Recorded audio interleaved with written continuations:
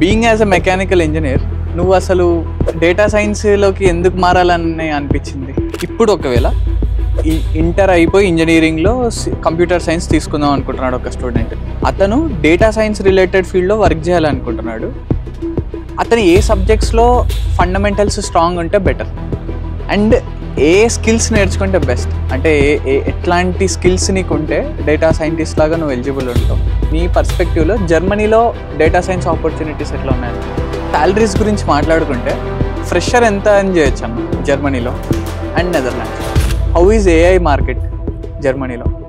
And జర్మనీలో చదువుకొని ఏ EU కంట్రీలో అయినా మనం లైక్ నెదర్లాండ్స్, బెల్జియం, స్పెయిన్ ఇట్లా ఏ కంట్రీలో అయినా జాబ్ చేయొచ్చు. డేటా సైన్స్ మాస్టర్స్కి జర్మనీ రావడం వర్తే అంటావా? సో డేటా సైన్స్ గురించి వీడియో చాలా మంది చాలా రోజుల నుంచి అడుగుతున్నారు కదా. ఇది ఫ్రమ్ బేసిక్స్ ఉంటుంది, సో ఇది చూడండి. అండ్ దీని తర్వాత మీకు ఏం డౌట్స్ ఉన్నాయో కింద కామెంట్ సెక్షన్లో రాయండి. దాని నుంచి మళ్ళీ పార్ట్ 2 ఎక్స్టెన్షన్ తీయచ్చు, ఎందుకంటే డేటా సైన్స్ చాలా పెద్ద టాపిక్. అన్న కూడా అదే అన్నాడు. సో పార్ట్స్ రిలీజ్ చేసుకుంటూ పోదాం. అండ్ మేబీ ఇంకొక 7 daysలో ఒక మేజర్ అప్డేట్ వస్తుంది ఛానల్ నుంచి. సో ఆ అప్డేట్ని మిస్ కాకండి, అది ఖచ్చితంగా మీ అందరికీ యూజ్ అయ్యేదే. అండ్ వీడియో చూసేయండి. సో డేటా సైన్స్ నా ఛానల్లో బాగా వినబడిన సౌండింగ్ బీ ఫార్మసీ, అగ్రికల్చర్, తర్వాత డేటా సైన్స్ గురించి కూడా గట్టిగా వినబడింది. I'm pretty sure very soon అట్లాంటి వీడియోస్ కూడా వస్తాయి. లైక్ అట్లాంటి పీపుల్ని పట్టుకుంటున్నా. ఇప్పుడు డేటా సైన్స్కి సుభాష్ అన్న ఎట్లా ఉన్నాడు. అండ్ ఫస్ట్లీ చాలా థ్యాంక్స్ సుభాష్ అన్న, డేటా సైన్స్ గురించి నువ్వు ఒప్పుకున్నందుకు. నాకు తెలిసి నీకు చాలా సిగ్గని, but still thank you very much. Subhash Subhash అన్న యాక్చువల్లీ జర్మనీలో చదువుకున్నాడు, నెదర్లాండ్స్లో వర్క్ చేస్తున్నాడు డేటా సైంటిస్ట్గా. సో వీడియోలో పోతూ మనం అవన్నీ మాట్లాడేసుకుందాం. సో ఫస్ట్ సుభాష్ అన్న, నువ్వు ఎక్కడ చదువుకున్నావు, జర్మనీకి ఎందుకు వచ్చినావు? నేను ఇండియాలో మెకానికల్ ఇంజనీరింగ్ చేశాను, లైక్ మదురైలో కల్సలింగం యూనివర్సిటీ అని అక్కడ.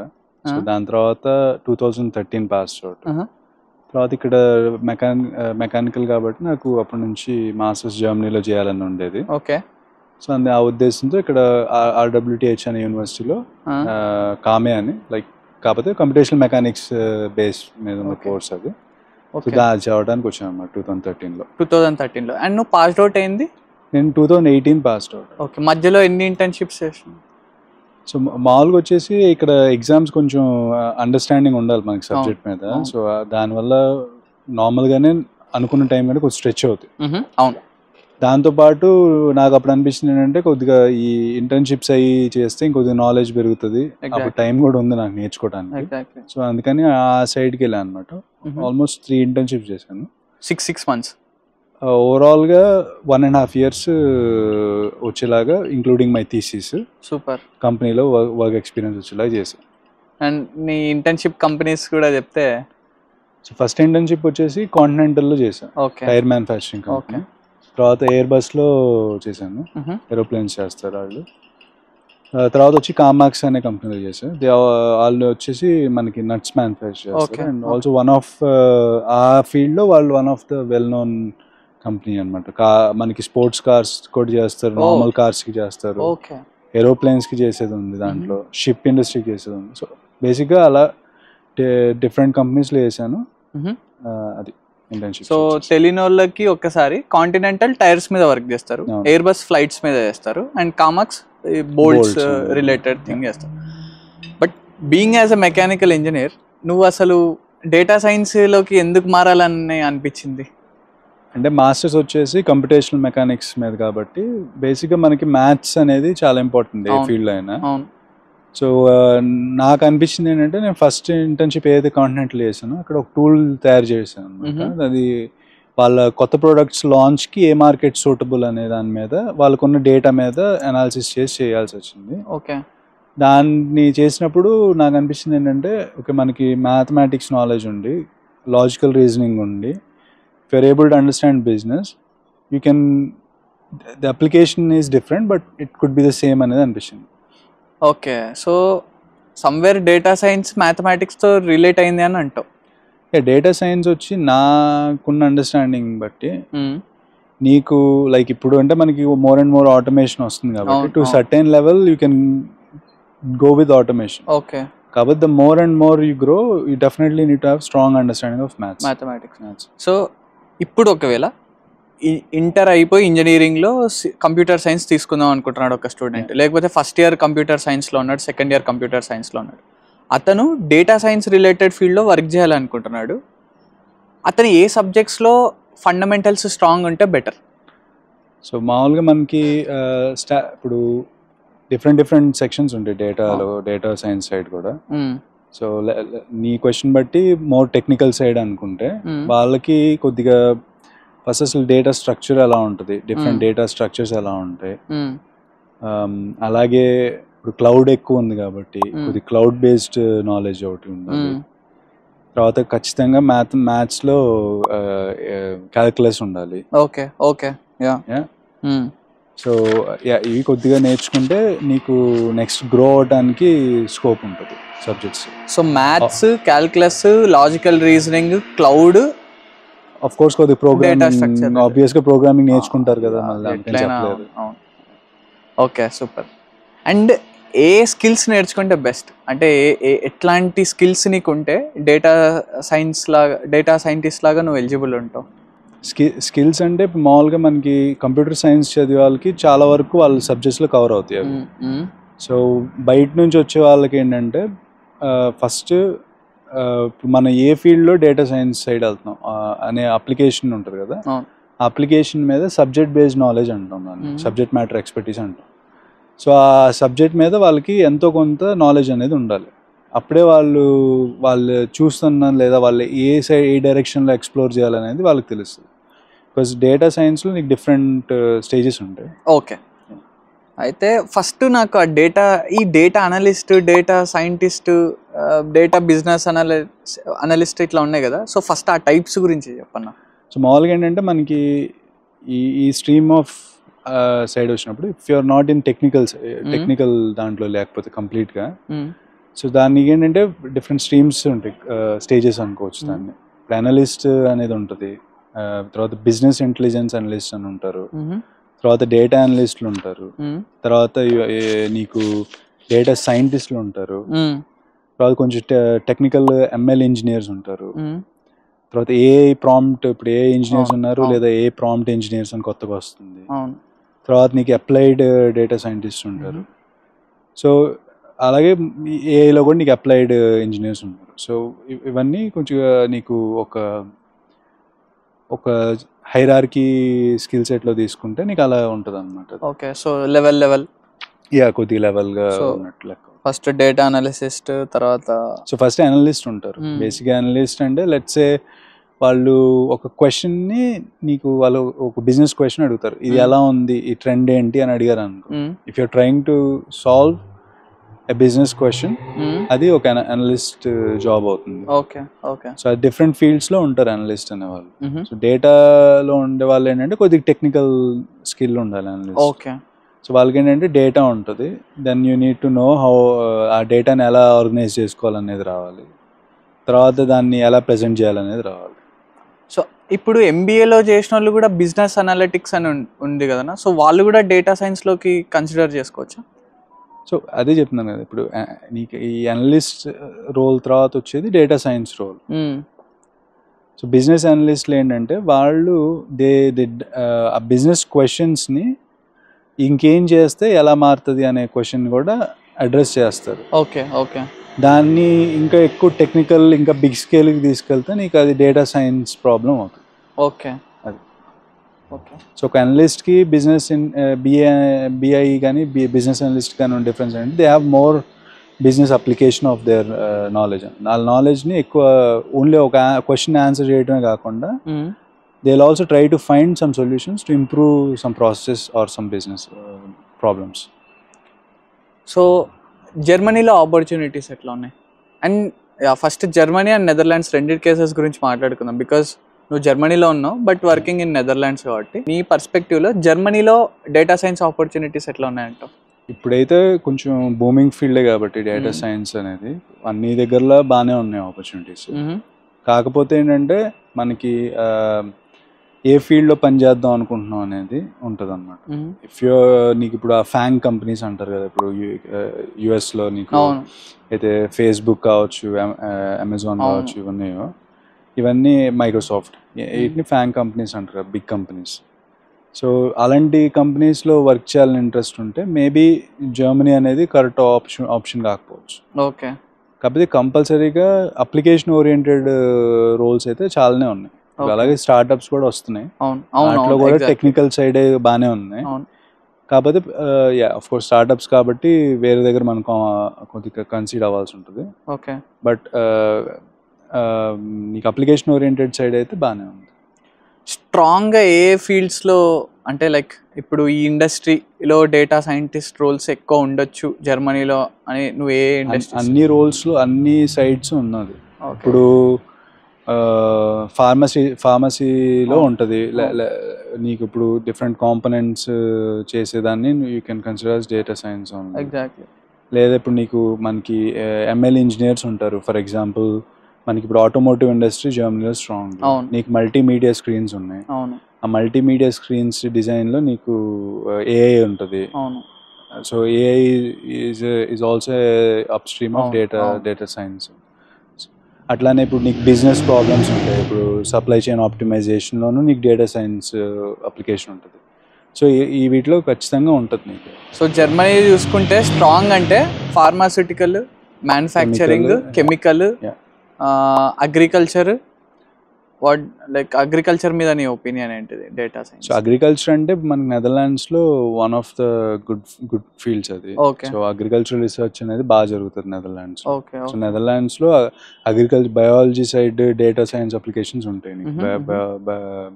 బయాలజీ సైడ్ ట్రాన్స్పోర్టేషన్ వచ్చేసి నీకు ఇక్కడ పోర్ట్స్ ఉన్నాయి కాబట్టి యూరోప్కి పోర్ట్స్గా ఫంక్షనాలిటీ ఉంటుంది కాబట్టి నీకు సప్లై చైన్ సైడ్ కూడా బాగానే ఉంటుంది డేటా సైన్స్ సప్లై. ఓకే.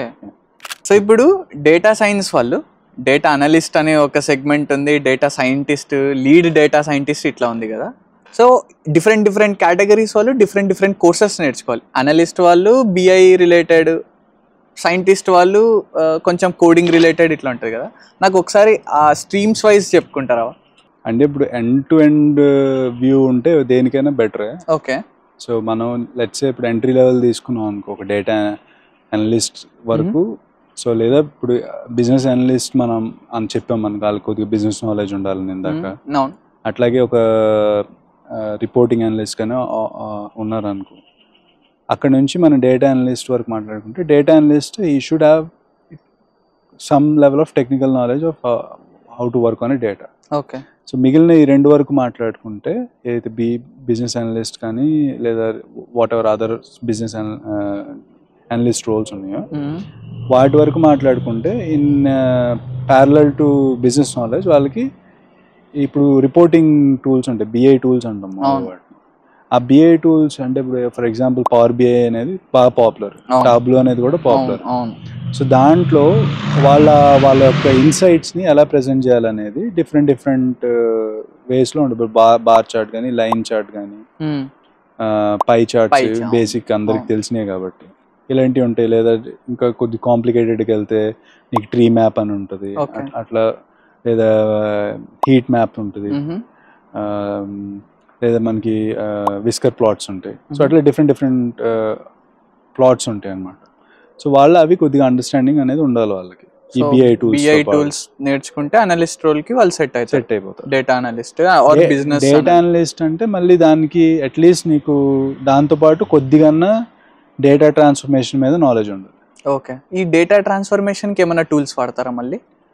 దానికి కూడా నీకు డిఫరెంట్ టూల్స్ ఉన్నాయి. లైక్ ఇప్పుడు పైథాన్ అనేది కోడింగ్ ఉంది కదా, it is also used for data transformation. లేదా ఆల్ట్రిక్స్ అని ఉంది. ఆల్ట్రిక్స్. ఓకే. సో ఆల్ట్రిక్స్ అనే టూల్ వచ్చేసి మనకి ఇప్పుడు నీకు కోడింగ్ మీద నాలెడ్జ్ లేదు కానీ you have knowledge on business, you have నీకు డేటా ట్రాన్స్ఫర్మేషన్స్ గురించి నాలెడ్జ్ ఉంది బట్ కోడింగ్ రాదు. అలాంటి వాళ్ళకి ఆల్ట్రిక్స్ అనేది చాలా హెవీలీ యూజ్డ్ ఇన్ ఇండస్ట్రీస్. నేర్చుకుంటే మంచిది. ఓకే. సో డేటా సైంటిస్ట్ కావాలనుకున్న వాళ్ళు ఎట్లాంటివి నేర్చుకుంటే బెస్ట్? సో డేటా సైంటిస్ట్ అనే దగ్గర ఇప్పుడు మనకి ఎప్పుడైతే మనం వీఆర్ లీవింగ్ అనలిస్ట్ రోల్ నుంచి మనం బ్యాక్ వెళ్ళే కొద్దీ మనకి కొద్దిగా టెక్నికల్ స్కిల్ సెట్ అవసరం ఉంటుంది. Okay. At the same time నీకు కొద్దిగా చదువు కష్టపడాల్సింది స్ట్రాంగ్ ఉంటుంది. ఉంటుంది సౌండ్ చదువుకోవాల్సిన అవసరం ఉంటుంది. హేళన చేయకు బ్రో. లేదే చిచి అలా అని కాదు. సో ఇప్పుడు డేటా సైన్స్ అంటే నీకు కంపల్సరీ మ్యాథ్స్ నాలెడ్జ్ ఉండాలి. Okay. And compulsory maths knowledge like calculus అనేది కనీసం బేసిక్ అన్న అర్థం అవ్వాలి. ఓకే. తర్వాత ఇప్పుడు ఏదో ఒక ప్లాట్ఫామ్ మీద కొద్దిగా ప్రోగ్రామింగ్ నాలెడ్జ్ ఉండాలి. Okay right. సో ఇప్పుడు మనకి C++ మీద చేసే వాళ్ళు ఉంటారు, బట్ హెవీలీ యూజ్ అయితే Python. Exactly. So somewhat use is R but కాకపోతే పైథాన్ నేను ఫస్ట్ లో స్టార్ట్ చేసినప్పుడు ఆర్ పైథాన్ రెండిట్లో నేర్చుకున్న చాలా అని ఉండేది. బట్ ఇప్పుడు నాకు కూడా ఎక్కువ పైథానే కనిపిస్తుంది. డామినెంట్ పైథాన్ ఉంది. సో పైథాన్ నేర్చుకుంటే బాగుంటది. ఓకే. అది కూడా కొంచెం స్ట్రాంగ్ గా నేర్చుకుంటే better. Okay. So compulsory maths knowledge ఉండాలి, పైథాన్ నాలెడ్జ్ ఉండాలి. అట్లాగే కొద్దిగా క్లౌడ్ మీద అప్లికేషన్ ఓరియంటెడ్ నాలెడ్జ్ ఉండాలి. అప్లికేషన్ ఓరియంటెడ్ నాలెడ్జ్ అంటే ఏదన్నా టూల్స్ ఇట్లా ఏమైనా ఉన్నాయా? అంటే ఇప్పుడు మనం లెట్స్ ఇప్పుడు మన కంపెనీ ఎన్విరాన్మెంట్ AWS మీద ఉందండి. ఇప్పుడు ఆ AWS మీద నువ్వు ప్రోగ్రామింగ్ రాయాలి. సో అప్పుడు AWS ఎన్విరాన్మెంట్ నీకు నాలెడ్జ్ ఉండాలి. మనకేంటి అది ఆ సెటప్ ఆ ఇన్ఫ్రాస్ట్రక్చర్ అర్థం అవ్వాల్సిన అవసరం లేదు కంప్లీట్. ఎగ్జాక్ట్లీ. బట్ అట్లీస్ట్ నీ అప్లికేషన్కి నీకు కావాల్సిన నాలెడ్జ్ ఆ ఎన్విరాన్మెంట్ మీద నీకు ఉండాలి. ఓకే. ఓకే. సో అది కొంచెం నేర్చుకుంటే you will be better equipped person అన్నమాట. ఓకే. అండ్ సాలరీస్ గురించి మాట్లాడుకుంటే ఫ్రెషర్ ఎంత అని చేయొచ్చు అన్న జర్మనీలో అండ్ నెదర్లాండ్స్లో? అనలిస్ట్ కన్నా ఎనీ డేటా సైన్స్ అనలిస్ట్ కానీ డేటా సైంటిస్ట్ కానీ ఫ్రెషర్గా స్కేల్ డిఫరెన్స్ ఉంటాయి ప్రతి కంపెనీలోను. సో మనకి అనలిస్ట్ వచ్చేసి analyst scale would be little bit different than data science scale. Okay. So analyst రోల్కి మేబీ లైక్ 45,000 to 50,000 స్టార్టింగ్ ఫ్రెషర్కి is a good salary. Okay. ఇప్పుడు డేటా సైన్స్కి వచ్చేసరికి లైక్ ఐఎమ్ నాట్ సెయింగ్ నేను అంతకంటే ఎక్కువ రాదని చెప్పట్లేదు. అది in the end like how నువ్వు ఎలా బార్గెయిన్ చేస్తావు అనేది. కొంతమందికి అంతకంటే తక్కువ వచ్చిన వాళ్ళు నాకు తెలుసు. ఓకే. ఓకే. బట్ నేను ఒక యావరేజ్ నెంబర్ చెప్పమంటే ఆ నెంబర్ అని చెప్తాను. ఓకే. ఇప్పుడు డేటా సైన్స్కి వచ్చేసరికి maybe like around 55,000-60,000 55 to 60 entry level అయితే. సూపర్. అండ్ నేను ఇంకొకటి విన్నది ఏంటిదంటే బ్యాంకింగ్ సెక్టర్స్ లో కూడా డేటా సైంటిస్ట్ రోల్స్ ఎక్కువ. యాక్చువల్గా ఇందాక మనం మర్చిపోయాం, అది స్టార్టింగ్ లో చెప్పలేదు. ఫైనాన్షియల్ సెక్టర్ లో యూ హ్యావ్ వెరీ బిగ్ చాలా మేజర్ గా ఉంటుంది అప్లికేషన్. ఎందుకంటే వాళ్ళకి కావాలి, they need to no all these things very clearly కాబట్టి. సో కాన్సన్ట్రేషన్ తో వినండి యాక్చువల్లీ. సో ఇప్పుడు నీకు కొన్ని ఫైనాన్స్ సైడ్ మనకి డేటా సైన్స్నే అది ఇంకొంచెం మ్యాథమెటికల్ ఎక్కువ ఉంటుంది కాబట్టి వాళ్ళకి క్వాంట్ రీసెర్చెస్ అంటారు. ఓకే. సో అటు కూడా డివియేట్ అవ్వచ్చు, ఇటు నుంచి ఆప్షన్ ఉంది. బట్ ఈ DSA data science algorithms and నువ్వు ఇందాక చెప్పిన క్వాంట్ రీసెర్చర్స్ ఇంకా డేటా సైన్స్లో నువ్వు లోపల పోయే కొద్దీ చాలా టాపిక్స్ వస్తాయి. బట్ నేను పార్ట్ 1 కింద ఇంతనే పెడదాం అనుకుంటున్నా. సో ఎక్కువ కాకుండా ఆడియన్స్ ఒకవేళ నెక్స్ట్ పార్ట్ అడిగినారు అనుకో, సో ఎక్కువ ఇంట్రెస్టెడ్ ఉండి వాళ్ళ కోసం మళ్ళీ ఇంకొకటి చేయొచ్చు మనం పార్ట్ 2 కింద. సో బట్ ఇది మొత్తానికి డేటా సైన్స్ మీద general over view. So video నచ్చితే లైక్ చేయండి, బికాస్ లైక్ అండ్ కామెంట్ చేస్తే నాకు అట్లీస్ట్ తెలుస్తుంది ఎంత డెస్పరేట్ ఉన్నారు లైక్ డేటా సైన్స్ గురించి ఇంకా తెలుసుకోవడానికని. అండ్ కంక్లూజన్ ఇచ్చే ముందు నాకు ఒక చిన్న doubt, how is AI market జర్మనీలో? లైక్ ఇప్పుడే మనం అంత కాంక్రీట్గా ఏమీ జడ్జ్ చేసేలాగేం లేదు ప్రస్తుతానికి ఇంకా. సో లైక్ చాలా కంపెనీస్ అయితే ఎక్స్పెరిమెంట్ చేస్తున్నాయి ఏఐతో.